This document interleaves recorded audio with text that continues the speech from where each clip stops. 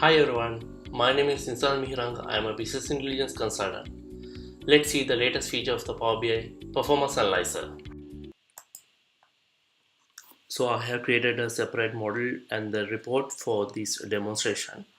So first, I'm going to show you how you can check the version, whether you already installed the latest version of the Power BI.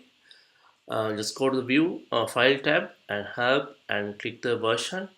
So you can see I have installed the May version of the 2019, which is the latest version, current version of the Power BI. In order to open the performance analyzer feature, just go to the View tab, and in the View tab you can see there's separate option called Performance Analyzer. Just click that. It will open the Performance Analyzer window, which is next to the visualization pane. So in order to start the recording, just click the start recording button. Then it will start to record the time information for the performance. So currently there are no time information because all the visuals already loaded. Just click the refresh visuals in order to reload again the individual visuals. So altogether there are 8 visuals, individual visuals you can see. And also you can drill down into the next level and see the DAX query time loading information, visual display loading information, so on.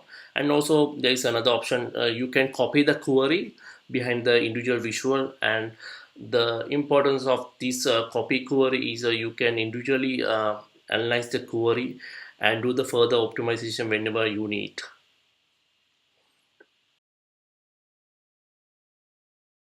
You can export this performance analyzer time log into the JSON file format.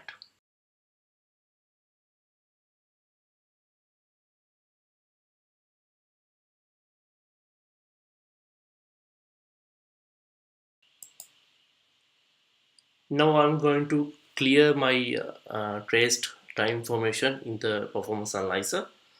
I can stop whenever I want and start again like this. And without refresh all the visuals, what I can do basically, I can refresh individual visual like this, which is a new button. Come up with this update.